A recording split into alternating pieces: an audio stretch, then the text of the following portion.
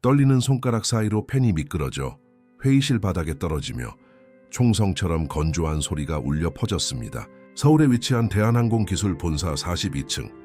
대한민국 최고의 항공 엔지니어 15명이 잘못된 방정식, 혼란스러운 다이어그램, 허공을 가리키는 화살표로 뒤덮인 화이트보드를 멍하니 바라보고 있었습니다. 회사의 CEO이자 설립자인 이강훈은 손가락이 하얗게 질릴 정도로 유리 테이블 가장자리를 꽉 잡고 있었습니다. 58세의 나이로 구미의 작은 경납고에서 항공 제국을 건설한 이 사업가는 이토록 파괴적인 위기에 직면한 적이 없었습니다. 수백만 달러의 협상에서도 평정을 잃지 않던 그의 얼굴에 절망의 눈물이 흘러내렸습니다. 우리에게 남은 시간은 36시간뿐입니다. 그의 목소리가 갈라졌습니다. 만약 해동청 X 프로젝트의 비행 제어 시스템 문제를 해결하지 못하면 우리는 KAI와의 계약을 잃게 됩니다. 모든 것을 잃는 겁니다. 하스토트계의 일자리, 20년간의 노력, 우리의 국제적인 명성까지도요. 회의실의 침묵은 숨막힐 듯했습니다. 15년간 이강훈의 오른팔이자 수석 엔지니어였던 박서연은 패배한 표정으로 자신의 노트를 내려다보았습니다. 그녀 옆에 있던 항공전자 전문가 김민주는 천천히 고개를 저었습니다. 우리는 연료급까지 다른 접근법을 시도했습니다. 김민준이 중얼거렸습니다. 시스템은 난기류 중에 조종사의 명령과 계속 충돌합니다. 마치 항공기가 스스로 의지를 가진 것처럼요. 국토교통부의 조사는 내일로 예정되어 있습니다. 박서연이 덧붙였습니다. 해결책을 제시하지 못하면 프로젝트는 공식적으로 취소될 겁니다. 그뿐만이 아닙니다.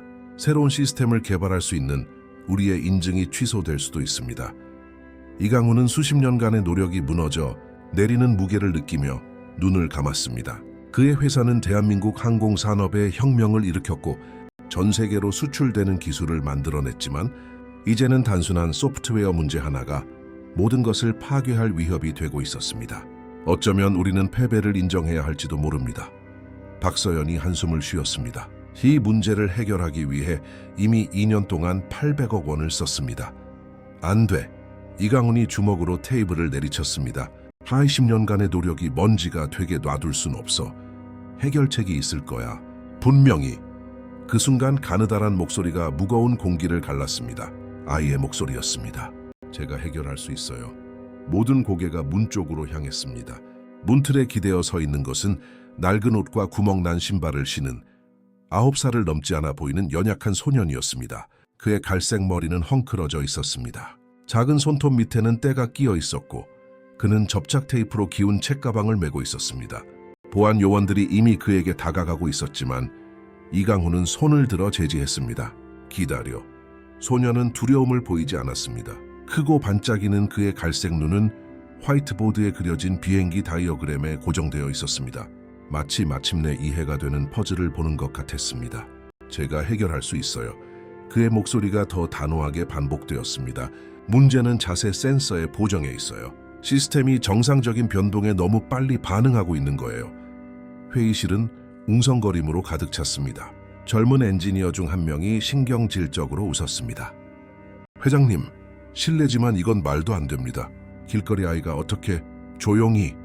이강훈이 일어서서 소년에게 시선을 고정했습니다. 그 어린 눈빛에는 다이아몬드 원석처럼 빛나는 지성이 있었습니다. 얘야, 여기까지 어떻게 들어왔니? 비상계단으로요. 소년이 간단하게 대답했습니다. 모두가 걱정하며 뛰어다니는 걸 봤어요. 엘리베이터에서 비행기에 문제가 있다는 대화를 들었고요. 전 비행기에 대해 잘 알아요. 박서연이 회의적인 표정으로 다가왔습니다. 비행기를 안다고? 어디서 배웠는데? 소년은 낡은 책가방을 열고 두껍고 다른 책 한 권을 꺼냈습니다. 이민혁저 항공우주공학의 원리. 페이지는 누렇게 변했고 표지는 벗겨지고 있었지만 여백에는 꼼꼼한 어린아이의 글씨체로 세심한 메모가 적혀 있었습니다. 시립 도서관 뒤 쓰레기통에서 주웠어요. 그가 설명했습니다. 누군가 리모델링하면서 버렸나 봐요. 이미 16번 다 읽었어요. 이강훈은 조심스럽게 책을 받아들었습니다. 그것은 전공 엔지니어들에게도 매우 복잡한 대학 기술 서적이었습니다. 페이지를 넘기자 비행 제어 시스템의 상세한 그림, 손으로 쓴 미분 방정식, 비행 원리에 대한 깊은 이해를 보여주는 다이어그램이 나타났습니다. 세상에, 그가 속삭였습니다. 이걸 누가 그렸지? 저요. 소년이 약간 얼굴을 붉히며 대답했습니다. 이해가 안 될 때는 이해가 될 때까지 그려봐요. 아빠가 하늘나라로 가시기 전에 그렇게 가르쳐 주셨어요. 이강훈의 마음이 아팠습니다. 이름이 뭐니 아들아? 강지훈이에요. 소년이 어린아이의 자부심으로 어깨를 펴며 말했습니다. 성테레사 보육원에 살지만 낮에는 도서관이나 여기 근처에서 비행기가 이륙하는 걸 봐요. 그럼 우리 최고의 엔지니어들이 2년 동안 해결하지 못한 문제를 네가 해결할 수 있다고 생각하는 거니?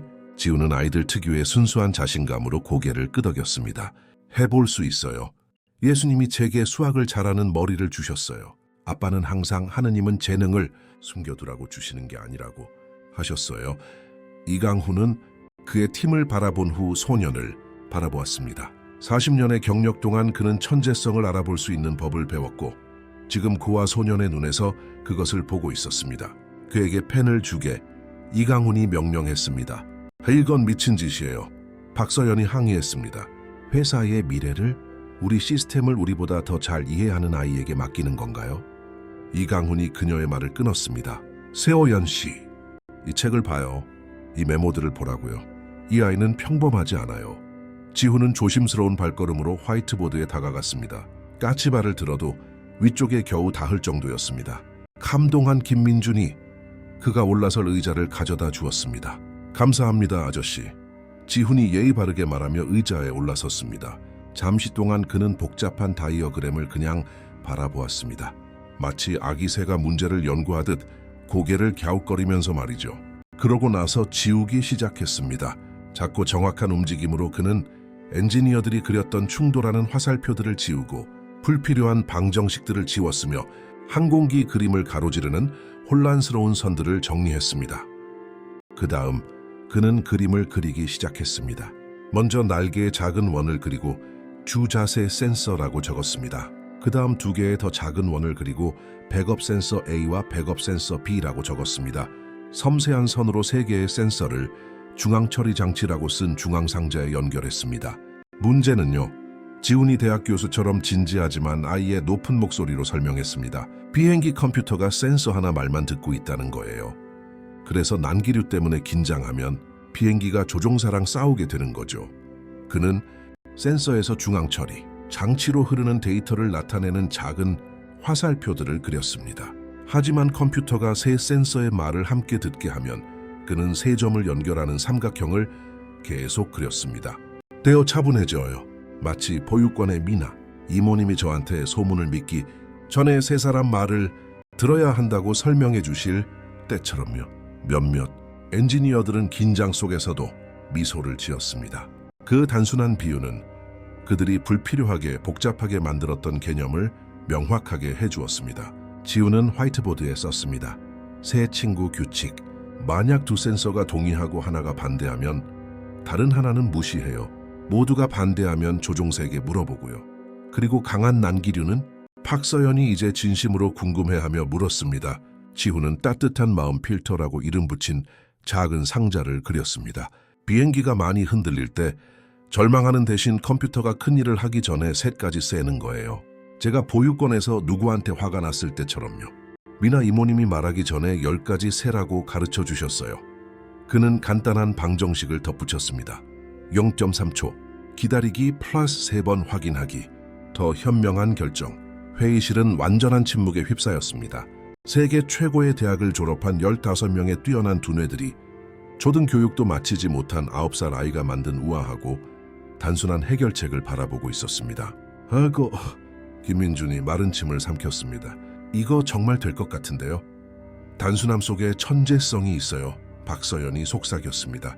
왜 우리는 이 생각을 못했을까요? 지훈은 의자에서 내려와 수줍게 이강훈을 바라보았습니다. 이제 가도 돼요? 도서관 김 선생님이 제가 너무 늦으면 걱정하세요.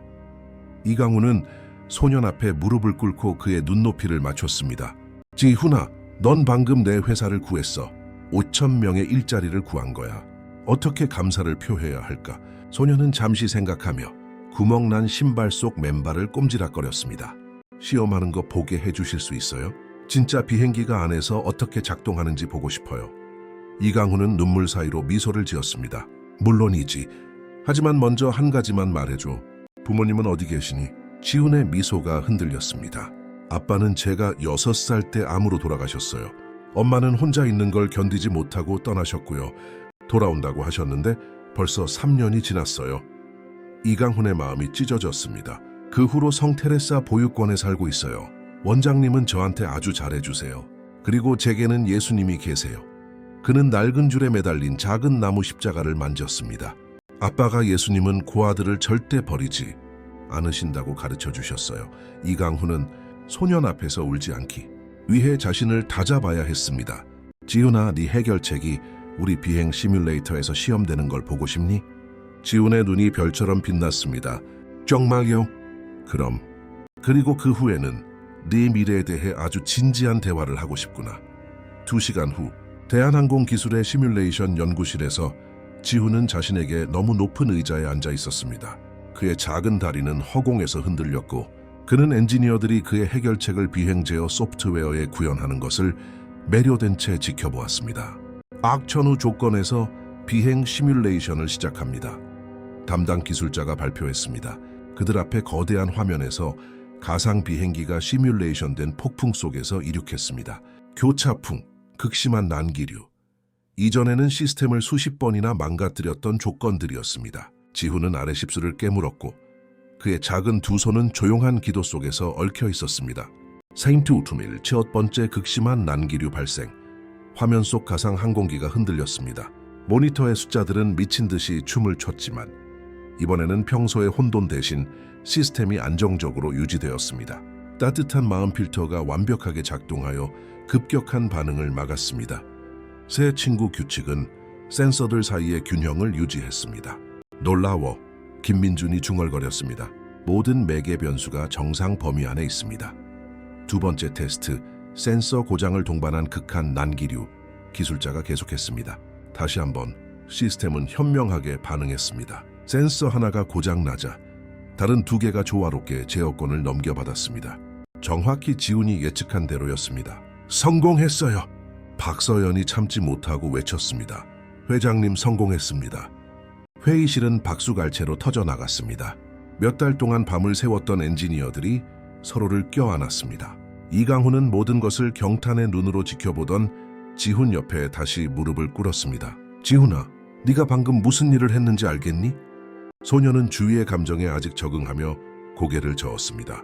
리오는 우리 회사를 구했고 수천 개의 일자리를 구했으며 더 중요하게는 이 기술이 적용된 비행기를 탈 사람들의 생명을 구할 거야. 지훈은 오직 아이들만이 가질 수 있는 순수하고 진실한 미소를 지었습니다. 예수님이 기뻐하실 거예요. 아빠는 우리가 재능을 사용해 사람들을 도울 때 그분이 기뻐하신다고 항상 말씀하셨어요. 이강훈은 더 이상 참을 수 없었습니다. 눈물이 그의 얼굴을 타고 자유롭게 흘러내리며 소년을 껴안았습니다. 지훈아, 너에게 제안을 하나 하고 싶다. 무슨 제안이요? 나와 내 아내와 함께 살러 오지 않겠니? 세상에서 가장 좋은 교육을 받게 해주고 싶다.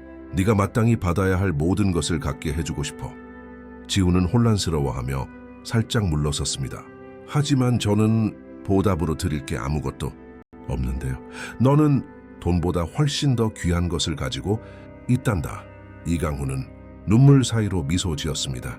네오는 하느님의 선물을 가졌고 나는 네가 그것을 개발하도록 돕고 싶어. 소녀는 존경과 감탄으로 자신을 바라보는 그 모든 중요한 어른들을 둘러보았습니다. 3년 전 엄마가 작은 여행 가방 하나와 거짓된 귀한 약속만을 남기고 보육원 문 앞에 그를 버리고 간 이후 처음으로 지훈은 진정으로 가치 있는 존재라고 느꼈습니다. 생각해봐도 될까요?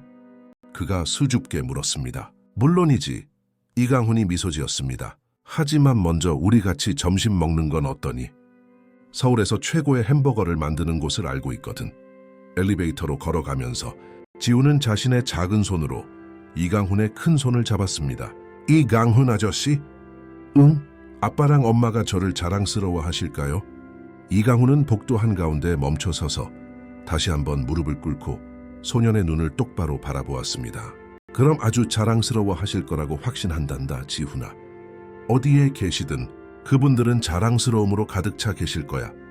지훈은 자신 있게 고개를 끄덕이고는 다시 작은 나무 십자가를 만졌습니다. 아빠가 예수님은 항상 계획이 있으시다고 했어요. 아마 이게 오늘 그분의 계획이었나 봐요. 이강훈은 자신이 어렸을 때 이후로 잊고 있던 감정, 순수하고 진정한 희망으로 마음이 가득 차는 것을 느끼며 미소 지었습니다. 내 말이 맞는 것 같구나, 아들아. 내 말이 맞아. 그리고 유리 엘리베이터를 타고 내려가며 서울 시내가 그들 아래로 끝없이 펼쳐지는 것을 바라볼 때 이강훈도 지훈도 이것이 그들을 기다리는 많은 모험의 시작일 뿐이라는 것을, 한 아이의 순수한 믿음이 강력한 사람들의 삶을 영원히 바꾸는 첫 번째 순간일 뿐이라는 것을 알지 못했습니다. 그리고 도시 반대편, 어두운 사무실과 시기심에 찬 마음 속에서는 다른 사람들이 그날 대한항공 기술에서 일어난 일을 주목하고 있었습니다. 가난한 소년이 자신들이 마땅히 받아야 한다고 믿었던 모든 것을 받는 것을 만족스럽게 지켜보지 않을 사람들이었습니다. 하지만 지금 이강훈이 지훈에게 곧 그의 것이 될 세상을 보여주기 위해 데려가는 동안에는 오직 기쁨만이 중요했습니다. 자신의 재능이 정말로 가치가 있다는 것을 발견한 그와 소년의 기쁨과 진정한 부는 은행 계좌에 있는 것이 아니라 특별한 아이의 삶에 변화를 만들 기회에 있다는 것을 재발견한 강력한 남자의 기쁨이었습니다. 그날 오후, 대한항공 기술의 모든 것을 바꾼 지 3주가 지났습니다. 지훈은 성 테레사 보육원의 전체 기숙사보다 더 큰 방에서 평생 자본 침대 중 가장 푹신한 침대에서 잠을 깼습니다. 실크 커튼 사이로 아침 햇살의 황금빛 줄기가 들어와 하늘색으로 칠해진 벽에서 춤을 추었습니다. 그가 가장 좋아하는 색이라고 이강훈은 구름과 하늘에 대한 대화 끝에 알아냈습니다. 소녀는 침대 가장자리에 앉아 푹신한 카펫에 맨발을 디디며 아직도 침묵에 익숙해지려 애썼습니다. 보육원에서는 매일 아기들의 울음소리, 보호사들의 큰 대화소리, 설리프 3명의 아이들이 같은 공간을 쓰는 끊임없는 소음 속에서 잠을 깼습니다. 이곳 강남의 저택에서는 멀리서 들려오는 새들의 노랫소리만이 아침의 평화를 깰 뿐이었습니다. 그는 명문 사립학교의 새 교복을 조심스럽게 입었습니다. 남색 바지, 흠없이 하얀 셔츠, 아직 매는데 애를 먹는 넥타이, 옷 한 벌 한 벌이 그가 평생 본 돈보다 더 비쌌습니다. 하지만 이강훈은 고집했습니다.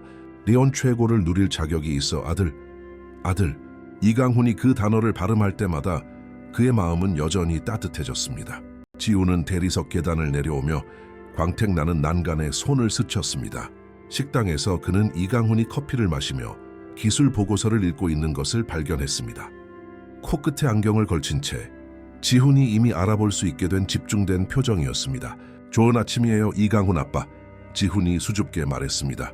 아직 아빠라는 단어를 쓰는 것을 망설였지만 이강훈은 들을 때마다 항상 미소 지었습니다.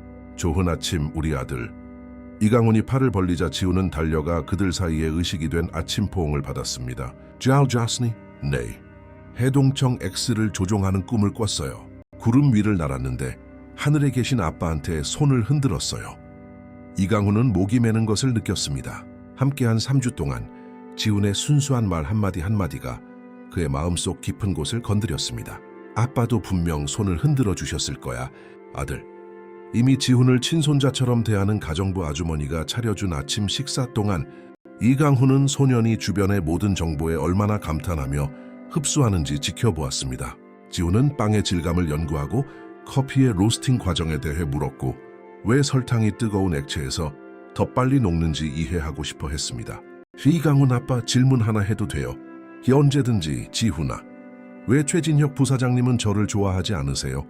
이강훈은 찻잔을 든 채 멈췄습니다. 12년 동안 그의 엔지니어링 부사장이었던 최진혁은 지훈의 존재에 대해 명백한 불편함을 드러냈습니다. 왜 그렇게 생각하니? 어제 제가 아빠랑 연구실에 갔을 때 그분은 저를 이상한 동물 보듯 쳐다보셨어요. 그리고 제가 착륙 시스템 수정에 대해 설명했을 때 훈련된 원숭이라도 같은 생각을 할 수 있었을 거라고 말했어요. 이강훈의 피가 끓었지만 그는 차분한 목소리를 유지했습니다. 어떤 사람들은 변화를 받아들이는데 시간이 걸린단다, 지훈아. 최 부사장은 나와 오랫동안 일했고 아마 새로운 상황에 불편함을 느끼는 걸 거야. 지훈은 생각에 잠겨 잼바른 빵을 씹으며 고개를 끄덕였습니다. 아빠가 예수님도 자기를 좋아하지 않는 사람들을 마주쳤다고 가르쳐 주셨어요. 그래도 사랑해야 한다고 하셨어요. 네 아버지는 현명한 분이셨구나. 네, 정비소에서 일하셨지만 비행기에 대해 많이 아셨어요. 밤에는 제게 별들을 보여주시면서 언젠가 제가 저 별들보다 더 높이 날 거라고 말씀하셨어요. 이강훈은 감정을 삼켰습니다. 지훈의 이야기 조각들은 너무 일찍 떠나기 전에 아들의 마음에 비범한 씨앗을 심었던 단순하지만 깊이 사랑했던 한 남자를 드러냈습니다. 운전기사가 그들을 데리러 도착했습니다. 이강훈은 매일 아침 지훈을 직접 학교에 데려다주며 등굣길을 그들 사이에 특별한 시간으로 만들었습니다. 차 안에서 지훈은 창문에 코를 대고 도시가 깨어나는 것을 지켜보았습니다. 강훈 아빠, 제가 커서 진짜 엔지니어가 되면 가난한 아이들을 세상 구경시켜줄 비행기를 만들어도 돼요? 물론이지 아들. 물론이고 말고. 서울에서 가장 명망 있는 학교 중 하나인 세종 사립학교에서 지훈은 다른 학생들과 학부모들의 호기심 어린 시선 속에 검은색 벤츠에서 내렸습니다. 몇몇은 속삭였습니다. 모두가 이강훈 회장의 회사를 구한 천재 소년의 이야기를 알고 있었습니다. 착하게 지내고 공부 열심히 하고 그리고 기억하렴, 넌 자격이 있어서 여기 있는 거야. 이강훈이 지훈을 안아주며 말했습니다. 저를 믿어주셔서 감사해요. 지훈이 어깨에 새 배낭을 고쳐 매며 대답했습니다. 이제는 보육원에서 가져온 테이프로 기운 가방이 아닌 파란색 새 가방이었습니다. 양아들이 학교로 들어가는 것을 보며 이강훈은 자랑스러움과 걱정이 뒤섞인 감정을 느꼈습니다. 지훈은 똑똑했지만 여전히 상처받은 아이였고 완전히 새로운 세상에 적응하려 애쓰고 있었습니다. 대한항공 기술에 도착하자 이강훈은 최진혁이 그의 사무실에서 기다리고 있는 것을 발견했습니다. 긴장되고 격식 있는 표정이었습니다. 얘기 좀 해야겠습니다. 최진혁이 서론 없이 말했습니다. 당신이 이 아이와 함께 만든 이 참을 수 없는 상황에 대해서요. 이강훈은 짜증을 억누르며 천천히 책상 뒤에 앉았습니다. 무엇이 걱정인지 명확히 말해보게. 최 부사장. 회장님, 현실 감각을 잃으셨습니다. 9살짜리 아이를 마치 수석 엔지니어처럼 대하고 있지 않습니까? 어제는 백두 프로젝트 수정안에 대해 저보다 먼저 그 아이와 상의하셨더군요. 나는 부사장이고 지훈이는 우리 회사를 구한 해결책을 내놓은 책임자야. 그건 운이었어요. 한 아이가 우연히 맞춘 추측일 뿐입니다. 그게 그 아이를 전문가로 만들진 않아요. 이강훈이 일어서며 위험할 정도로 차분한 목소리로 말했습니다. 초의 부사장, 지훈이는 자네와 자네팀 전체가 2년 동안 해결하지 못한 문제를 찾아내고 해결했어. 그건 운이 아니었네. 당신은 가난에서 벗어날 기회를 찾은 영리한 아이에게 조종당하고 있는 겁니다. 몇 달 후 이 신기함이 사라지면 당신이 실수를 저질렀다는 것을 알게 될 겁니다. 내가 여기서 보는 유일한 실수는 상처받은 자존심 때문에 비범한 재능을 알아보지 못하는 자네의 무능함이야. 최진혁이 벌떡 일어섰습니다. 제 자존심이라고요, 회장님? 저는 당신과 함께 이 회사를 세웠습니다. 우리가 이 자리에 오기까지 수년간 주 70시간을 일했습니다. 그런데 이제 한 달 전만 해도 보육원에 살던 아이의 의견으로 제 의견을 대체하시는 겁니까? 아무도 대체되지 않았네, 초의 부사장. 하지만 자네가 계속 지훈이를 무례하게 대한다면 그때는 회사 구조의 변화가 있을 걸세. 부사장은 문을 쾅 닫고 나가며 이강훈의 가슴에 불길한 느낌을 남겼습니다. 그는 최진혁을 12년 동안 알았습니다. 유능한 남자였지만 자신의 지위에 대해 극도로 야심차고 소유욕이 강한 사람이었습니다. 오후 2시 이강훈의 전화가 울렸습니다. 전화기 저편에서 긴장된 여성의 목소리가 들렸습니다. 회장님, 여기는 세종사립학교 사무실의 박 선생입니다. 지훈이를 급히 데리러 오셔야겠습니다. 이강훈은 피가 차갑게 식는 것을 느꼈습니다. 무서운 일이죠? 다쳤습니까? 신체적으로는 아니지만 사건이 있었습니다. 어서 오시는 게 좋겠습니다. 15분 후 이강훈은 교장실에 있었습니다. 그곳에서 그는 자신에게 너무 큰 의자에 앉아 바닥을 내려다보는 지훈을 발견했습니다. 왼쪽 뺨에는 붉은 자국이 있었습니다. 무슨 일이 있었던 거니? 이강훈이 의자 옆에 무릎을 꿇고 소년의 얼굴을 살폈습니다. 교장 선생님이 무겁게 한숨을 쉬었습니다. 쉬는 시간에 다툼이 있었습니다. 지훈이와 민준호 학생, 민 의원님 아들이 말다툼을 벌였습니다. 제 아들 얼굴에 자국을 남긴 말다툼 말입니까? 지훈이 마침내 참았던 눈물이 반짝이는 눈을 들었습니다. 그 애가 저는 사기꾼이래요. 가난한 애는 공학할 머리가 없다고 아빠가 제가 바보인 걸 알면 버릴 거라고 했어요. 이강훈의 마음이 찢어졌습니다. 그래서 넌 어떻게 했니? 예수님이 제게 좋은 머리를 주셨고 아빠는 항상 저를 믿었다고 말했어요. 그랬더니 그 애가 저를 밀면서 제 아빠도 저처럼 실패자라고 했어요. 그래서 제가 싸웠어요. 지훈이가 준호의 코를 주먹으로 쳤습니다. 교장이 말을 이었습니다. 준호는 지훈이의 뺨을 때리며 반응했고요. 이강훈은 자랑스러움과 걱정이 뒤섞인 모순된 감정을 느꼈습니다. 이제 보통은 두 학생 모두에게 정학 처분이 내려집니다. 하지만 지훈이가 새로운 상황에 적응하고 있다는 점과 준호가 명백히 상황을 도발했다는 점을 고려하여 준호 부모님과 이야기하고 싶습니다. 회장님, 그냥 넘어가는 게 좋을 수도 있습니다. 민 의원님이 문제를 복잡하게 만들 수 있습니다. 만들라지요. 이강훈이 일어서서 이미 너무 컸다는 소년의 수줍은 항의에도 불구하고 지훈을 안아들었습니다. 누구도 내 아들을 벌받지 않고 모욕하게 두지 않을 겁니다. 집으로 가는 길에 지훈이 침묵을 깼습니다. 이강훈 아빠, 제가 준호를 때린 건 잘못한 거죠? 이강훈은 몇 초간 조용히 운전하다가 대답했습니다. 폭력은 결코 최선의 해결책이 아니란다, 지훈아. 하지만 내 존엄성과 아버지의 기억을 지키는 것, 그건 나도 완벽하게 이해한단다. 그 애가 아빠에 대해 아주 나쁜 말을 했어요. 내 아버지는 네가 아버지를 어떻게 변호했는지 보시면 자랑스러워 하실 거야. 하지만 다음번에는 주먹 대신 내 지성을 사용하도록 노력하렴. 알았지? 무식한 사람들에게는 똑똑한 말이 주먹보다 더 아프단다. 지훈은 사건 이후 처음으로 미소 지었습니다. 기억할게요. 그날 저녁 식사 동안 지훈은 평소보다 조용했습니다. 이강훈은 소년이 먹는 대신 음식을 가지고 장난치는 것을 알아차렸습니다.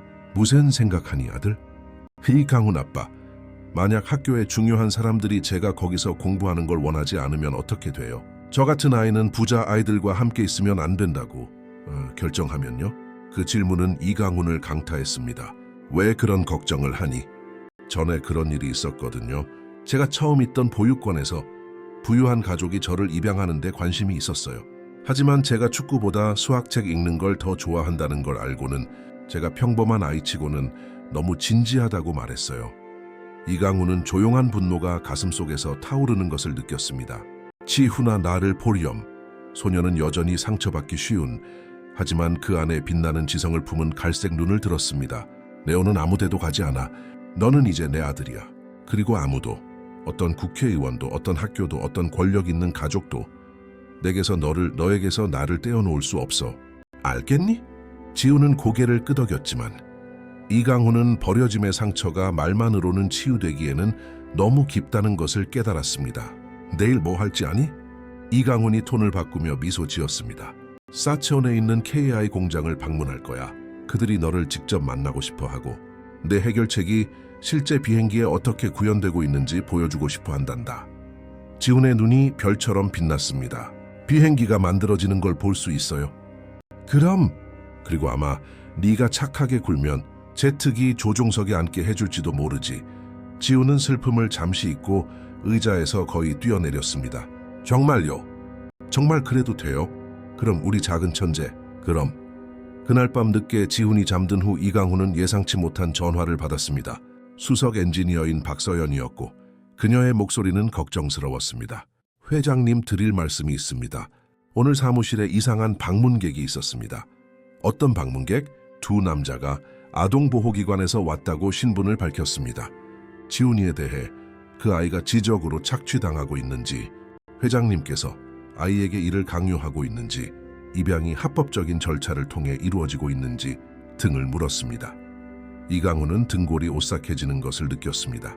그래서 뭐라고 했나? 물론 사실대로 말했죠.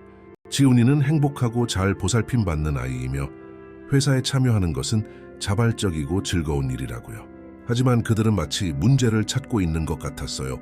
회장님, 누군가 그들에게 무엇을 물어야 할지 지시한 것 같았어요. 누가 나를 아동보호기관에 신고했다는 건가? 그렇게 보입니다. 그들은 아동 착취 가능성에 대한 익명의 신고를 받았다고 언급했습니다. 회장님, 준비하셔야 합니다. 만약 이 배후에 강력한 누군가가 있다면. 이강훈은 분노로 떨리는 손으로 전화를 끊었습니다. 그는 조용히 계단을 올라가 생물학적 아버지의 것이었던 작은 나무 십자가를 껴안고 평화롭게 잠든 지훈을 엿보았습니다. 내가 너를 지켜주마. 그가 어둠 속에서 속삭였습니다. 누가 우리를 갈라놓으려 하든 상관없어.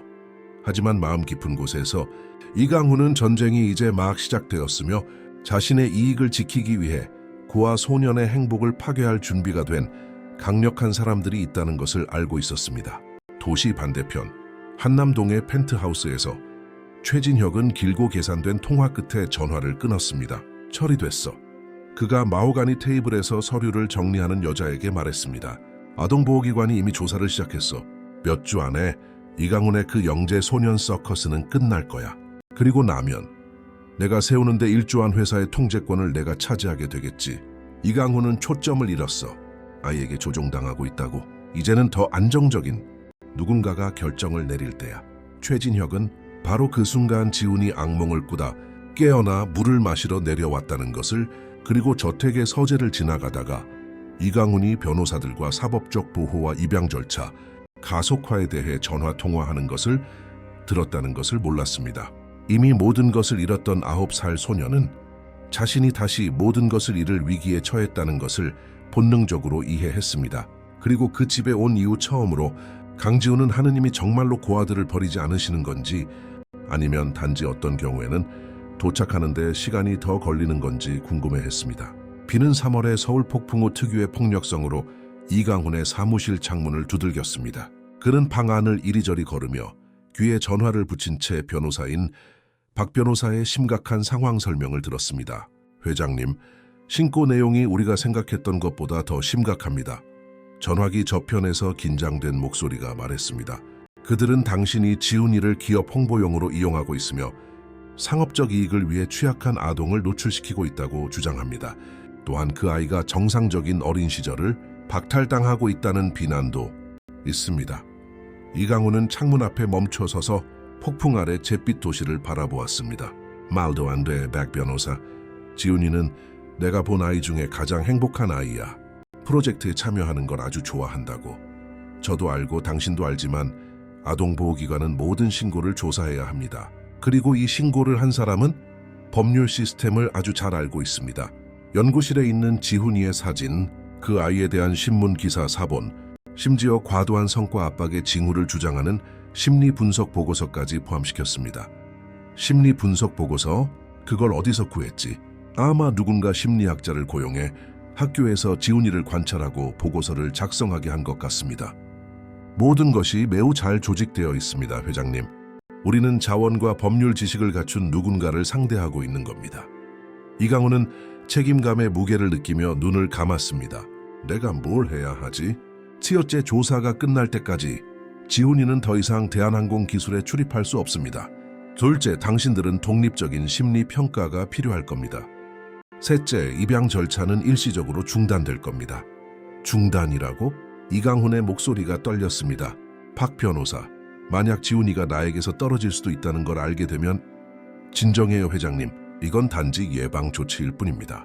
하지만 당신은 지훈이가 다른 소스로부터 듣기 전에 조사에 대해 말해줘야 합니다. 바로 그때 지훈이 흠뻑 젖은 교복을 입은 채 조용히 사무실로 들어왔습니다. 그는 빗속을 뚫고 학교에서 회사까지 기다리고 있던 운전기사를 완전히 무시하고 걸어왔습니다. 이강훈 아버.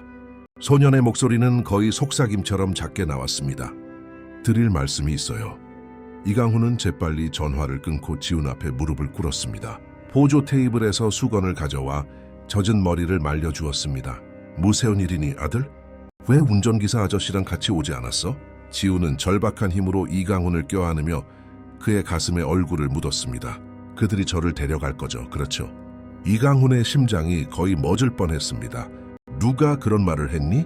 오늘 교장 선생님이 저를 사무실로 부르셨어요. 거기 여자 두 분이 계셨어요. 사회복지사라고 하셨어요. 아빠가 저를 어떻게 대하는지, 수학 공부를 강요하는지, 놀 시간은 있는지 같은 이상한 질문을 많이 하셨어요. 지훈이 약간 물러서자 그의 갈색 눈에는 눈물이 가득했습니다. 그중 한 분이 제가 아동 착취가 범죄라는 걸 아는지 물었어요. 이강훈은 가슴 속에서 맹렬한 분노가 타오르는 것을 느꼈지만 차분한 목소리를 유지했습니다. 지훈아, 나를 보렴. 소녀는 눈물을 참으려 애쓰며 얼굴을 들었습니다. 네오는 여기서 나와 함께 행복하니? 살면서 지금이 가장 행복해요. 내가 원하지 않는 일을 하라고 강요한 적 있니? 절대요. 아빠는 항상 제가 프로젝트를 돕고 싶은지 물어보셨어요. 그럼 걱정하지 마. 우리를 모르는 어떤 사람들이 질문을 하고 있지만 이건 곧 지나갈 거야. 너는 아무 데도 가지 않아. 지훈은 고개를 끄덕였지만 이강훈은 그의 눈에 여전히 존재하는 두려움을 볼 수 있었습니다. 이미 모든 것을 한 번 잃어버렸고 삶이 얼마나 순식간에 변할 수 있는지 아는 아이의 두려움이었습니다. 계속 회사에 가도 돼요? 지훈이 희망에 차서 물었습니다. 이강훈은 망설였습니다. 거짓말하기는 싫었지만 진실이 파괴적일 것이라는 것을 알았습니다. 며칠 동안은 공부에 집중하는 게 더 좋을 것 같구나. 집에 연구실을 꾸미는 건 어떨까? 지하실에 작업실을 만들 수 있어. 지훈의 얼굴이 약간 밝아졌습니다. 진짜 작업대랑 현미경이랑요? 네가 필요한 모든 것을 갖춰서. 하지만 저녁 식사 동안 지훈은 음식에 거의 손을 대지 않았습니다. 9살의 마음에는 너무 무거워 보이는 생각에 잠겨 접시 위에서 밥을 이리저리 밀기만 했습니다. 재훈아 먹어야지. 이강훈이 부드럽게 말했습니다.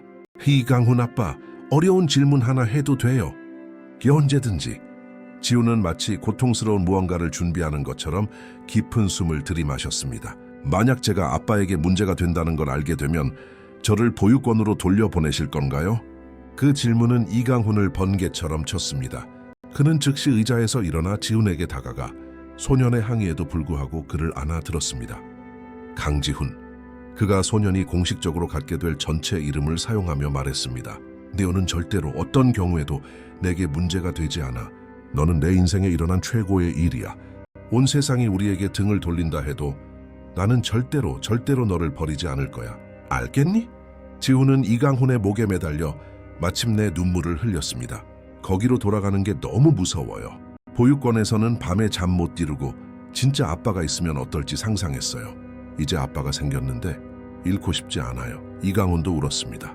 마치 포옹의 힘만으로 세상의 모든 악으로부터 소년을 보호할 수 있는 것처럼 그를 꼭 껴안았습니다. 잃지 않을 거야 아들. 약속할게. 그날 밤 늦게 지훈이 잠든 후 이강훈은 예상치 못한 전화를 받았습니다. 박서연이었고 그녀는 흥분한 목소리였습니다. 회장님, 신고 배후가 누군지 알아냈어요. 누구지? 최 부사장이에요. 그의 컴퓨터에서 증거를 찾았어요. 아동권리 전문 법률 사무소에 보낸 이메일, 사설 탐정 회사에 보낸 은행 송금 내역, 그가 모든 것을 조작했어요. 이강훈은 피가 끓는 것을 느꼈습니다. 법적인 증거가 있나? 아니요. 공식적으로 그 데이터에 접근하려면 법원의 명령이 필요할 겁니다. 하지만 그의 연루를 명확히 보여주는 비공식 사본을 가지고 있어요. 최 부사장은 지금 어디에 있나? 오늘 일찍 퇴근했습니다. 외부 회의에 간다고 했지만 비서 중 한 명이 주차장에서 그가 통화하는 것을 봤어요. 그녀는 그가 작전은 진행 중이다. 곧 내가 회사를 완전히 통제하게 될 것이다라고 말하는 것을 들었어요. 이강훈은 전화를 끊고 즉시 박 변호사에게 전화했습니다. 신고 배후를 알아냈습니다. 인정될 만한 증거를 모으는데 변호사님의 도움이 필요합니다. 다음 날 아침 지훈은 고열로 잠에서 깼습니다. 이강훈은 가족 주치의인 이 의사 선생님을 불렀고 그는 소년을 조심스럽게 진찰했습니다. 스트레스입니다. 의사가 개인적으로 진단했습니다. 불안이 신체적으로 나타나고 있는 겁니다. 지훈이는 걱정을 몸으로 앓고 있어요. 아이는 겨우 9살입니다. 이강훈이 침대에서 불안하게 잠든 지훈을 보며 말했습니다. 버려짐의 트라우마를 겪은 아이들은 거절의 어떤 신뢰도 과도한 민감성을 보입니다. 지훈이에게 이 조사는 사랑하는 모든 것을 다시 잃을 수 있다는 위협을 의미합니다. 이강훈은 하루 종일 지훈을 돌보며 그의 이마에 차가운 물수건을 올려주고 이야기를 읽어주고 알지도 못했던 자장가를 불러주었습니다. 지훈이 헛소리를 하며 깨어날 때면 저를 보내지 마세요. 저를 데리러 올 거라고 약속해줘요 같은 말을 중얼거렸습니다. 오후 3시 2명의 사회복지사가 예고 없이 집을 방문했습니다. 이강훈은 그들이 비판적인 눈으로 저택의 모든 방을 살피는 동안 평정을 유지하려 애쓰며 거실에서 그들을 맞이했습니다. 아이의 방이 지나치게 호화롭군요. 안경을 쓴 마른 여자가 말했습니다. 이것은 생활 수준에 대한 비현실적인 기대를 만들 수 있습니다. 지훈이는 제가 줄 수 있는 최고를 누릴 자격이 있습니다. 이강훈이 퉁명스럽게 대답했습니다. 그래서 지금 아이는 어디에 있습니까? 열이 나서 침대에 아파 누워 있습니다. 두 여자는 의미심장한 눈빛을 교환했습니다. 우연히도 우리 방문 날에 아프다니요? 이강훈은 폭발하고 싶은 충동을 억눌렀습니다. 오늘 아침에 아이를 진찰한 의사 선생님과 이야기해 볼 수 있습니다. 그들은 지훈이 열이 있음에도 불구하고 그를 보기를 고집했습니다. 이강훈은 그들을 방으로 데려갔고 그곳에서 그들은 깨어 있지만 분명히 쇠약해 보이는 소년을 발견했습니다. 안녕 지훈아. 젊은 사회복지사가 억지 미소를 지으며 말했습니다. 기분은 좀 어떠니? 머리가 아파요. 지훈이 솔직하게 대답했습니다. 그리고 무서워요. 뭐가 무서운데?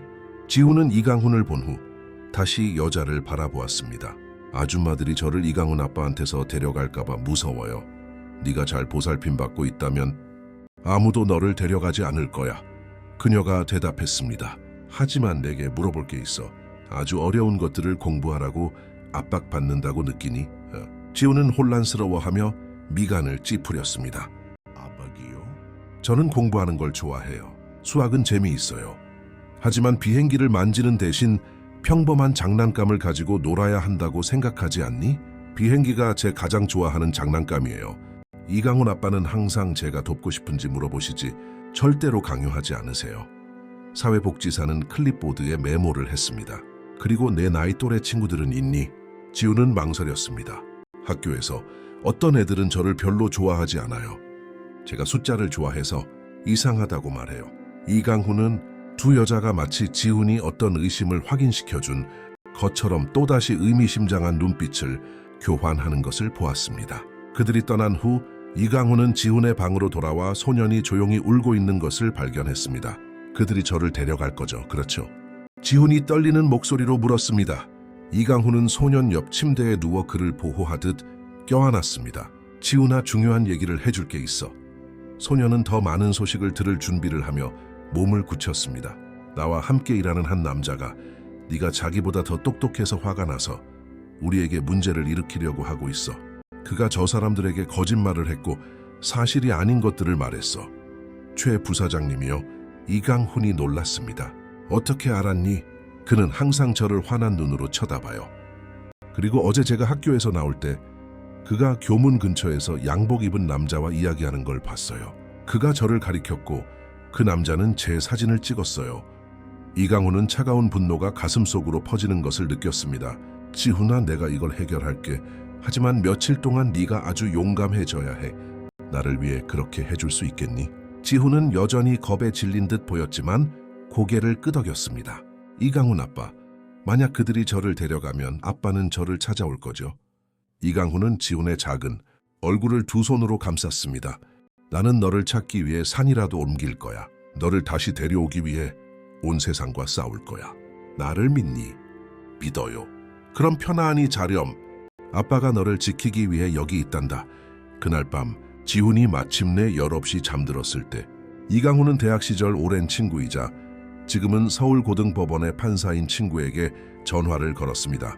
친구여, 부탁이 하나 있네. 아주 큰 부탁이야. 말해봐. 강훈아. 이강훈은 최진혁의 음모부터 입양 절차에 대한 위협까지 모든 상황을 설명했습니다. 친구는 조용히 듣고 나서 대답했습니다. 강훈아, 네가 말하는 건 매우 심각한 문제야. 만약 정말로 무고한 고발과 음모의 증거가 있다면 증거도 있고 증인도 있어. 그럼 빨리 움직이자. 하지만 준비해야 해.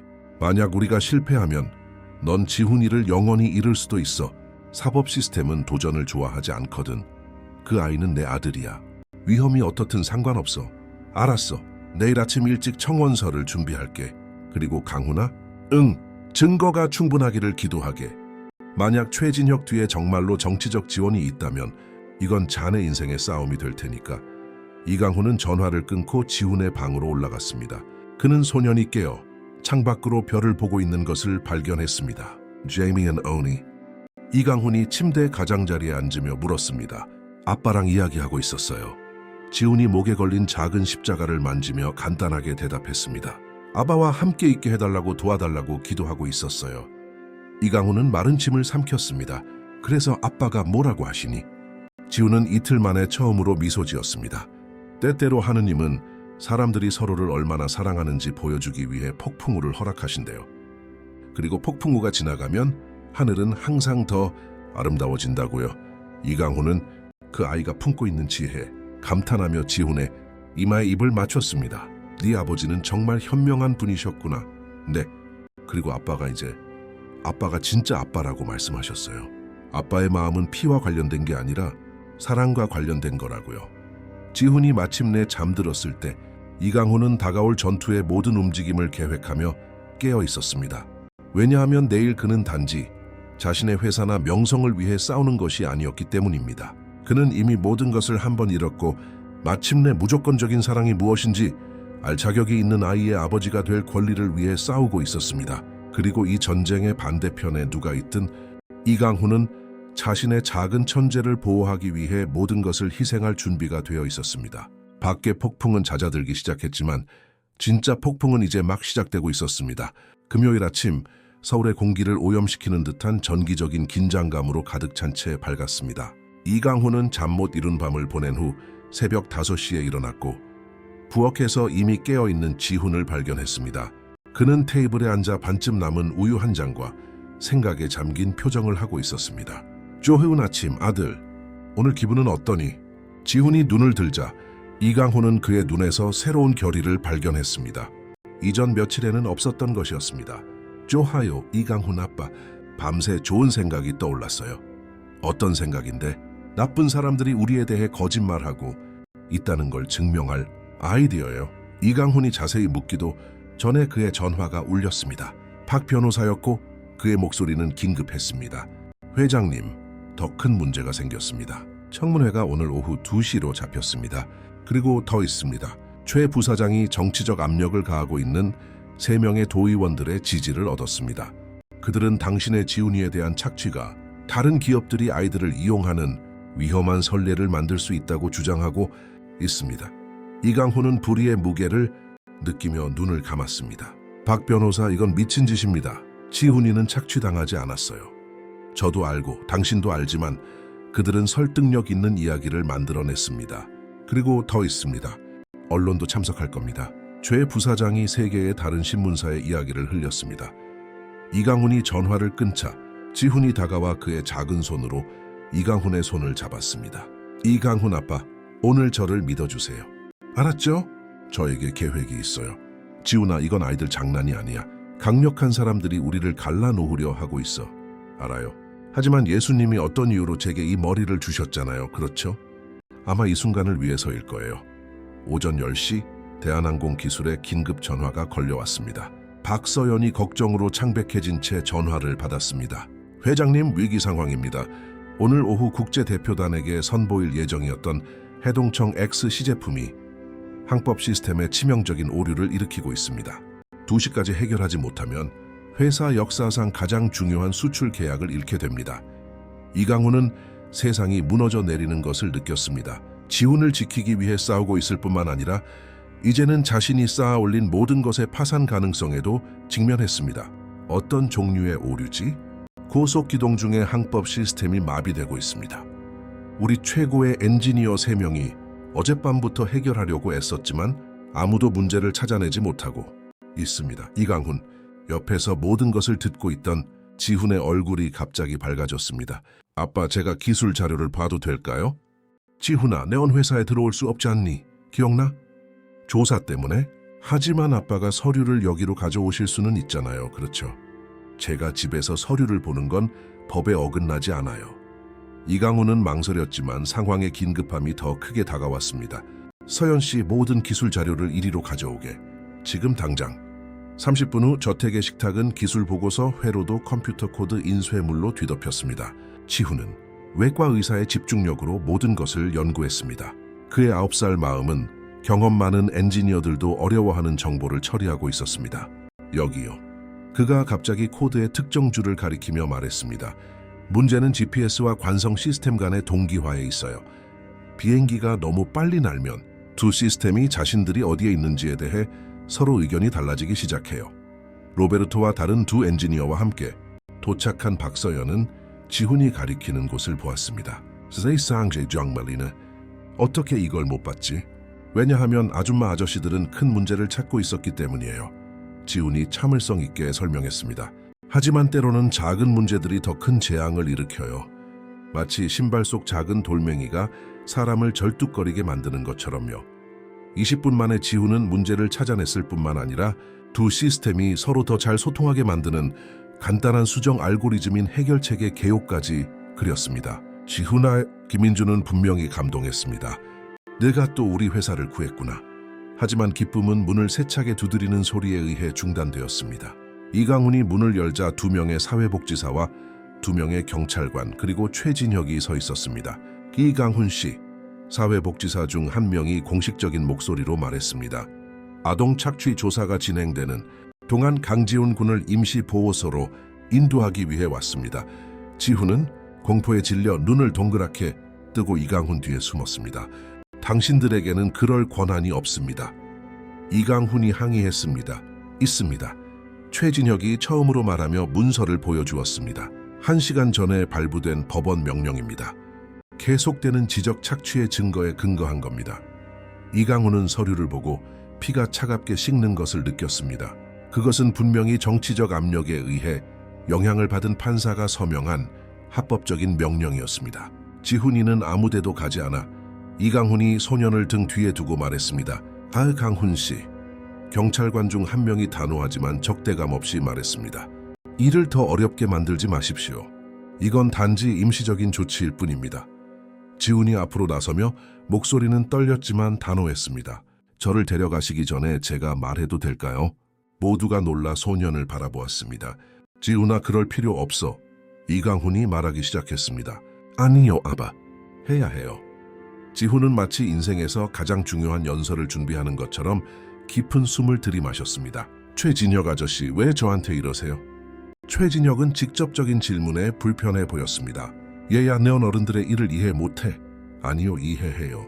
아저씨가 이강훈 아빠 회사에서 오랫동안 일했고 제가 비행기 문제를 해결하는 걸 도왔을 때 화가 났다는 걸 이해해요. 아저씨가 더 많은 인정을 받아야 한다고 생각한다는 것도 이해해요. 방은 완전한 침묵에 휩싸였습니다.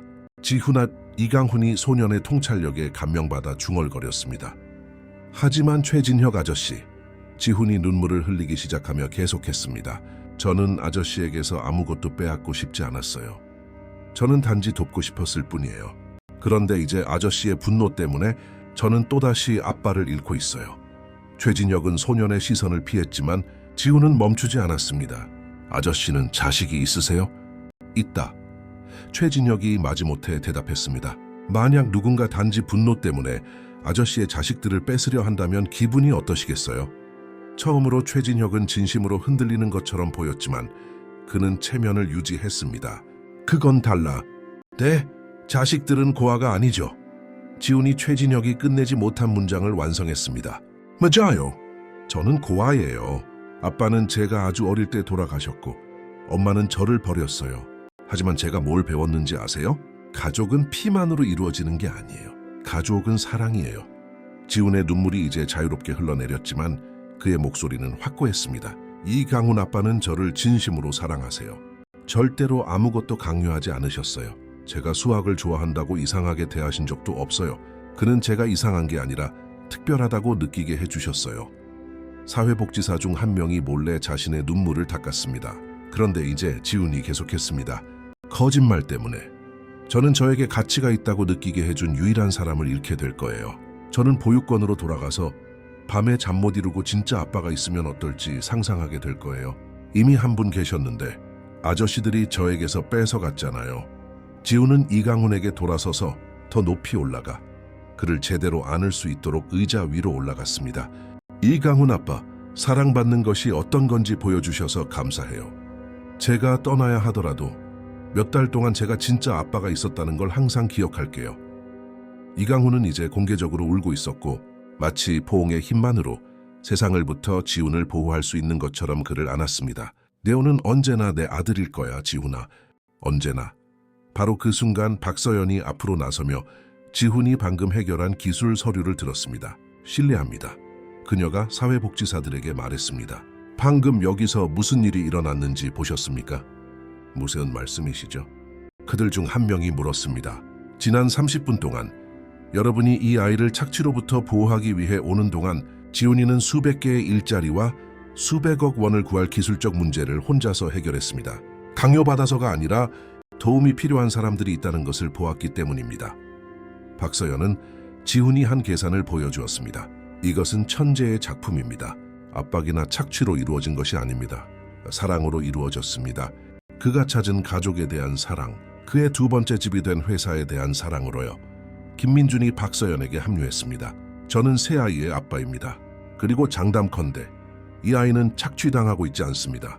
모든 아이가 받아야 할 방식으로 사랑받고 양육되고 있습니다. 최진혁은 상황이 통제 불능이 되는 것을 보고 권위를 되찾으려 했습니다. 그것이 법원 명령이 있다는 사실을 바꾸지는 않습니다. 감정이 법을 무효화하지는 않으니까요. 그때 지훈이 마지막으로 기발한 아이디어를 냈습니다. 경찰 아저씨, 그가 가장 친절해 보이는 경찰관에게 말했습니다. 저를 데려가시기 전에 컴퓨터를 5분만 쓰게 해주실 수 있나요? 지훈아, 안 돼. 이강훈이 항의했습니다.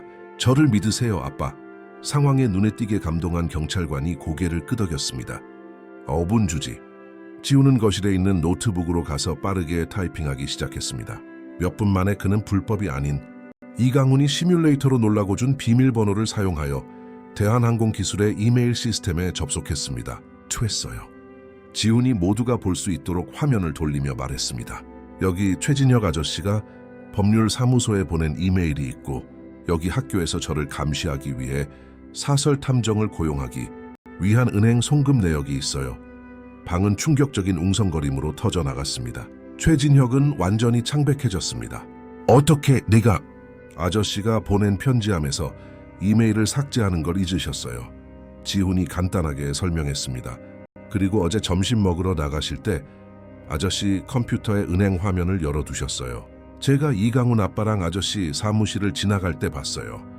사회복지사 중 한 명이 노트북을 가져가 증거를 검토했습니다. 그녀의 얼굴은 점차 커져가는 분노의 표정으로 변했습니다. 이것은 아이에 대한 문서화된 음모입니다. 그녀가 메시지를 훑어보며 중얼거렸습니다. 최진혁 씨, 당신이 허위 신고를 조작했습니까? 최진혁은 부인하려 했지만 증거는 반박할 수 없었습니다. 이메일에서 그는 소년을 회사에서 제거하고 상황의 통제권을 되찾기 위한 전략을 공개적으로 논의했습니다. 이것은 상황을 완전히 바꿉니다. 다른 사회복지사가 말했습니다. 신고가 악의적으로 이루어졌다면 네, 그랬어요. 지훈이 슬프게 말했습니다. 그리고 모든 게 제가 도우려고 했기 때문이에요. 저는 단지 비행기가 사람들이 타기에 안전하기를 바랐을 뿐이에요.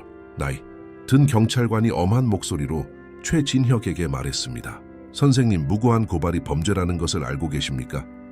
특히 아동과 관련된 경우는 더욱 그렇습니다. 최진혁은 궁지에 몰렸다는 것을 깨닫고 폭발했습니다. 당신들은 이해 못해. 내가 이 회사를 세웠고 수년간 밤낮으로 일했어. 그런데 갑자기 이 길거리 아이가 나타나서 하루아 셔츠에 내 모든 공로를 가로채. 아저씨의 공로요? 지훈이 순진하게 물었습니다. 하지만 최진혁 아저씨 스스로 비행기 문제를 2년 동안 해결하려 했지만 못했다고 말씀하셨잖아요. 저는 아저씨에게서 아무것도 빼앗지 않았어요. 단지 새로운 아이디어를 제안했을 뿐이에요. 지훈의 대답의 단순함과 진실함은 최진혁의 비열함을 더욱 명백하게 만들었습니다. 그만해. 이강훈이 마침내 목소리를 되찾으며 말했습니다. 최진혁, 당신은 해고야. 회사에서뿐만 아니라 내 인생에서도. 어떻게 무고한 아이를 파괴하려 할 수 있지? 회장님, 그럴 순 없습니다. 할 수 있고 하고 있어. 보안 팀. 이강훈이 부르자 박서연과 함께 도착했던 회사 보안 요원 2명이 앞으로 나섰습니다. 최진혁 씨를 내 사유지 밖으로 호위하게. 지금 당장. 최진혁이 항의하고 위협하며 끌려나가는 동안 사회복지사들은 재빨리 모여 상의했습니다. 강훈 씨, 나이든 사회복지사가 말했습니다. 이 새로운 증거에 비추어 그리고 명백히 드러난 아동의 복지를 고려하여 이송 명령은 보류됩니다. 하지만 이 사건을 종결하기 위해서는 지훈이의 완전한 심리평가가 필요할 겁니다. 지훈은 이강훈에게 달려갔고 이강훈은 그를 안아들었습니다. 둘 다 안도감에 울고 있었습니다. 끝났어, 아들. 끝났어요, 이강훈 아빠. 지훈이 그의 귀에 속삭였습니다.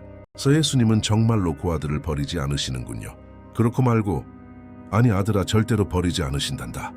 바로 그때 이강훈의 전화가 울렸습니다. 회사로 급히 돌아간 박서연이었습니다. 회장님, 지금 당장 TV를 켜보셔야 합니다. 이강훈은 TV를 켰고 생방송 기자 회견을 발견했습니다. 화면에는 최진혁을 지지했던 바로 그 3명의 도의원들이 아동보호와 기업, 활동에서의 미성년자 사용 규제에 대해 성명을 발표하고 있었습니다. 보시다시피 그들 중 한 명이 말했습니다. 우리는 기업이 상업적 목적으로 취약한 아동을 착취하는 것을 막기 위해 단호한 조치를 취하고 있습니다. 지우는 몇 초간 지켜보다가 결의에 찬 눈으로 이강훈을 바라보았습니다. 아빠, 우리 지금 회사에 가도 돼요? 저분들이 진실을 알아야 할 것 같아요. 이강훈은 아들의 눈에서 특별한 빛, 지훈이 세상을 다시 한번 놀라게 하려 할 때마다 나타나는 그 빛을 알아보고 미소 지었습니다.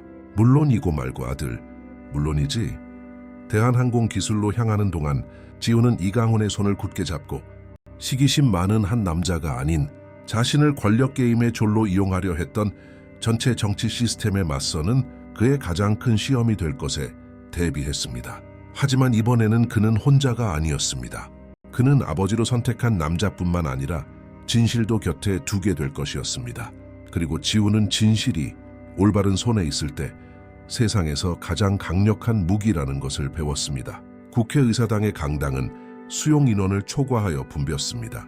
전국 각지에서 온 기자들, 항공산업 대표들, 교육자들, 정치인들, 그리고 호기심 많은 구경꾼들이 대한민국에서 가장 화제가 된 사건을 목격하기 위해 몰려들었습니다. 소년지와 특수교육의 한계에 대한 공청회였습니다. 지우는 이강훈의 손을 굳게 잡고 중앙통로를 걸었습니다. 그의 작은 발걸음은 긴장된 분위기의 침묵 속에서 울려 퍼졌습니다. 그는 그가 그토록 사랑하는 하늘처럼 가장 좋은 남색 정장을 입고 있었고 가슴에는 이제 광택이 나고 밝게 빛나는 작은 나무 십자가를 달고 있었습니다. 희망의 등대처럼 말이죠. 앞줄에는 이 공청회를 주도한 3명의 국회의원이 앉아 있었습니다. 아동권리보호위원회의 김 의원, 아동 착취 반대 캠페인으로 유명한 박 의원, 그리고 교육법률 전문가인 최 의원이었습니다. 반대편에는 박서연, 김민준, 그리고 대한항공 기술의 전 직원이 조용한 지지를 보냈습니다. 위쪽 관람석에는 선한 천사들이라는 문구가 적힌 파란색 티셔츠를 입은 성 테레사 보육원과 다른 기관의 수십 명의 아이들이 특별 허가를 받아 참석하고 있었습니다. 하강훈 아빠, 지훈이 피고인석으로 지정된 자리에 앉으며 속삭였습니다. 저 긴장돼요. 나도 그렇단다 아들. 하지만 기억하렴. 넌 아무 잘못도 하지 않았어. 그냥 너 자신 그대로 있으면 돼. 김 의원이 의사봉을 두드리며 회의 시작을 알렸습니다. 그의 목소리는 과장된 권위로 음향 시스템을 통해 울려 퍼졌습니다. 우리는 오늘 아동 교육의 한계와 지적 착취로부터 미성년자를 보호하는 것에 대한 근본적인 문제를 드러내는 사건을 분석하기 위해 이 자리에 모였습니다. 그는 지훈을 똑바로 쳐다보았습니다. 이 소년 강지훈 군은 우리가 아이에게 얼마나 많은 성과를 요구할 수 있는지에 대한 전국적인 논쟁의 상징이 되었습니다. 지훈은 자신에게 너무 높은 의자에서 등을 꼿꼿이 폈고 그의 발은 허공에서 살짝 흔들렸습니다. 그 강지훈 군, 의원이 계속했습니다. 우리가 왜 오늘 모두 여기 모였는지 이해하나요? 지훈이 엄숙하게 고개를 끄덕였습니다. 네, 의원님. 어떤 분들이 이강훈 아빠가 제가 좋아하는 것들을 공부하게 놔두는 걸로 저를 아프게 한다고 생각하시기 때문이에요. 강당에 웅성거림이 퍼졌습니다. 지훈의 대답의 단순함은 상황의 정치적 복잡성과 극명한 대조를 이루었습니다. 그래서 본인은 상처받고 있다고 생각하나요? 박 의원이 억지로 모성애적인 표정을 지으며 앞으로 몸을 기울이며 물었습니다. 지훈은 이강훈이 가르쳐준 대로 조심스럽게 생각한 후 대답했습니다. 박 의원님, 제가 먼저 질문 하나 해도 될까요? 물론이지. 의원님은 자녀가 있으세요? 둘 있단다. 만약 의원님 자녀들이 그림 그리는 걸 아주 좋아한다면 많이 그리게 놔두실 건가요? 그럼 물론이지. 피아노 치는 걸 좋아한다면 그것도 마찬가지고요. 지훈은 마치 발견을 한 어린아이처럼 순수한 순수함으로 미소 지었습니다. 그럼 왜 저는 수학이랑 비행기를 좋아하면 안 돼요? 그림 그리는 거랑 피아노 치는 거랑 다른가요? 그 질문은 논쟁의 핵심을 외과적 정확성으로 찔렀습니다. 박 의원은 동료들과 불편한 시선을 교환했습니다. 문제는 지훈군 최 의원이 끼어들었습니다. 고급 수학과 항공우주공학은 9살의 마음에 과도한 압박이 될 수 있다는 점입니다. 하지만 의원님, 지훈이 예의 바르게 대답했습니다. 저는 압박이라고 생각하지 않고 재미있다고 생각해요. 마치 의원님이 일요일에 축구를 보실 때 압박을 느끼세요? 아니면 재미를 느끼세요? 나는 재미를 느끼지. 그럼 똑같아요. 저는 숫자랑 노는 게 재미있고 어려운 문제를 풀었을 때는 제 팀이 골을 넣었을 때처럼 기뻐요. 관람석에서 억눌린 웃음소리가 터져 나오기 시작했습니다. 지훈은 자신도 모르는 사이에 복잡한 정치적 주장을 어린아이의 논리로 반박하며 무장해제시키고 있었습니다. 지훈군, 박 의원이 다른 접근법을 시도했습니다. 하지만 내 나이 또래 다른 남자아이들과 놀거나 비디오 게임을 하거나 공원에서 뛰어노는 것이 그립지 않니? 지훈의 눈에 순간적인 슬픔이 차올랐습니다. 의원님, 제가 이야기 하나 해드려도 될까요? 그러렴 하더라. 지훈은 무의식적으로 십자가를 만지며 깊은 숨을 들이마셨습니다. 이강훈 아빠와 살기 전에 저는 성 테레사 보육원에 있었어요. 거기에는 아이들이 많았고 우리는 같이 놀았어요. 하지만 밤에 모두가 잠들었을 때 저는 창밖으로 별을 보며 깨어 있었어요. 강당은 완전한 침묵에 휩싸였습니다. 저는 하늘에 계신 아빠가 저를 보고 계실 거라고 상상했고 예수님이 제게 주신 머리를 사람들을 돕는 데 사용하겠다고 약속했어요. 왜냐하면 아빠는 항상 우리의 재능은 우리 것만이 아니라 세상을 더 좋게 만들기 위한 것이라고 말씀하셨거든요. 관객석에 여러 사람들이 몰래 눈물을 닦았습니다. 그래서 이강훈 아빠를 만나고 그분이 제가 비행기 일을 돕게 해주셨을 때 그건 일이 아니었어요. 마치 하늘에 계신 진짜 아빠에게 한 약속을 지키는 것 같았어요. 이강훈은 말하기에는 너무 감동하여 지훈의 어깨에 손을 얹었습니다. 그리고 지금 지훈이 목소리를 더 단호하게 하며 계속했습니다. 저는 두 분의 아빠가 저를 지켜주고 계세요. 한 분은 하늘에, 한 분은 여기 땅에. 두 분 모두 저에게 진짜 사랑은 우리가 무엇을 하는지를 통제하는 게 아니라 우리가 누구인지를 지지해주는 것이라고 가르쳐 주셨어요. 박 의원은 눈에 띄게 흔들렸습니다. 지훈아, 하지만 만약 네가 내일 마음을 바꾸고 싶다면, 만약 수학이 더 이상 싫다고 결정한다면, 지훈은 때때로 그의 순수함에서 나오는 놀라운 지혜로 미소 지었습니다. 그러면 이강훈 아빠는 저를 지지해 주실 거예요. 왜냐하면 그는 제가 뭘 할 수 있어서가 아니라 제가 누구이기 때문에 저를 사랑하시거든요. 이강훈이 마침내 목소리를 찾았습니다. 제가 말해도 되겠습니까, 의원님들? 김 의원이 허락의 뜻으로 고개를 끄덕였습니다. 이강훈은 일어서서 지훈의 어깨에 보호하듯 손을 얹었습니다. 의원님들, 여러분의 우려를 이해합니다. 사회로서 우리는 아이들을 보호해야 합니다. 하지만 보호가 잠재력을 제한하는 것을 의미해서는 안 됩니다. 그는 TV 카메라를 똑바로 쳐다보았습니다. 지훈이는 제 회사에서 착취당하지 않습니다. 그는 축하받습니다. 성과를 내도록 강요받지 않습니다. 탐험하도록 격려받습니다. 조숙한 어른으로 취급받지 않습니다. 그가 가진 비범한 아이로서 사랑받습니다. 이강훈 씨 최 의원이 말을 끊었습니다. 하지만 다른 회사들이 이 선례를 미성년자 착취에 이용하지 않으리라고 어떻게 보장할 수 있습니까? 이강훈이 대답하기 전에 지훈이 의자에서 일어나 말할 것을 요청했습니다. 그의 목소리는 높고 어렸지만 인상적인 도덕적 권위로 공기를 갈랐습니다. 의원님, 제가 그 차이점을 설명해도 될까요? 자유돌리엄 지훈아, 아이가 착취당할 때는 원하지 않는 일을 하도록 강요받고 제대로 돌봄받지 못하며 사람들이 그 아이를 이용해 부자가 됩니다.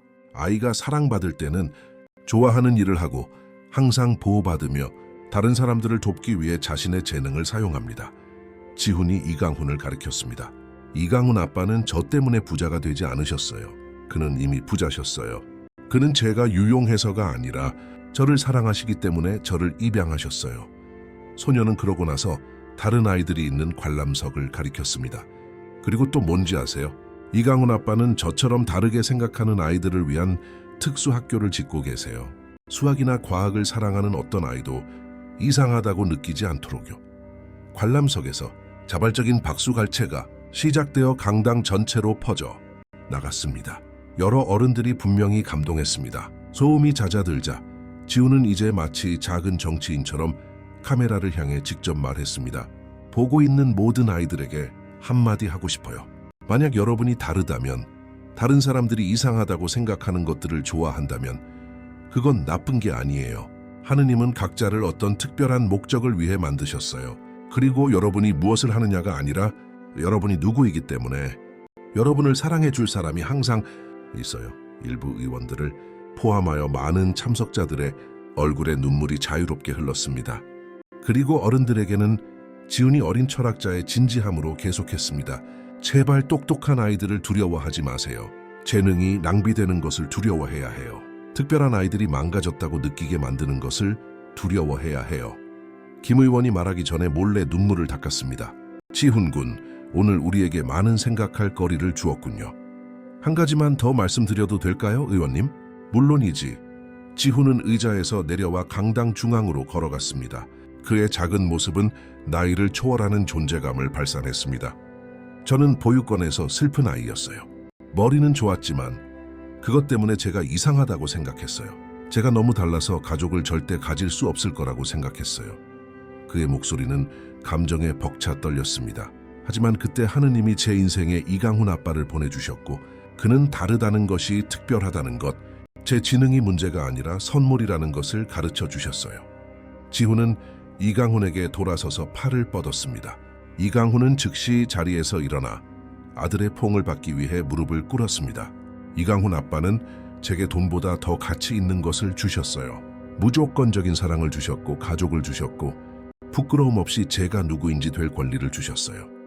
아버지와 아들은 수십 개의 카메라 플래시 아래, 하지만 외부 세계와는 완전히 단절된 채 그 강당 중앙에서 서로를 껴안았습니다. 그 순간에는 오직 그들 둘과 그들을 묶는 사랑만이 존재했습니다. 그리고 이제 지훈이 이강훈에게 안긴 채, 하지만 모두가 들을 수 있을 만큼 큰 소리로 말했습니다. 저는 제 재능을 다른 고아 아이들이 그들을 있는 그대로 사랑해주는 가족을 찾도록 돕는 데 사용하고 싶어요. 왜냐하면 모든 아이는 자신을 믿어주는 누군가를 가질 자격이 있으니까요. 강당은 기립 박수로 터져나갔습니다. 의원들조차 눈에 띄게 감동하여 일어섰습니다. 관람석의 아이들은 순수한 감탄으로 지훈을 외쳤습니다. 감정이 마침내 진정되자 김 의원이 엄숙하게 의사봉을 두드렸습니다. 오늘 제시된 모든 것, 그리고 특히 이 문제의 중심에 있는 아이 자신의 말을 들은 후 저는 이 사건을 종결 선언합니다. 여기에는 착취가 없습니다.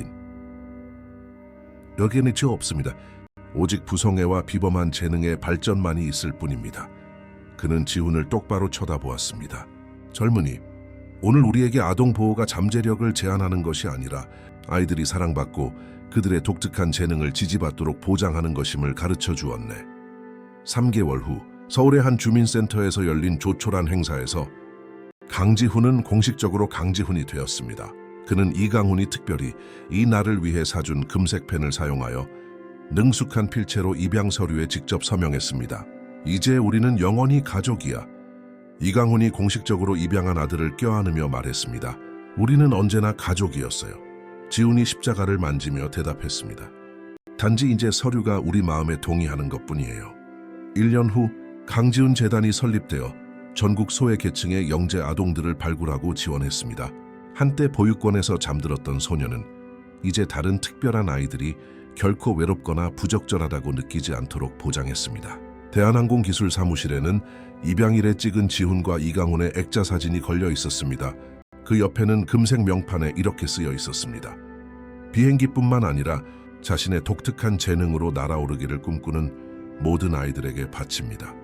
그리고 맑은 서울의 밤, 대한민국 항공산업의 혁명을 일으킨 소년이 그의 새집 창문으로 밖을 내다볼 때 그는 여전히 별들과 대화했습니다.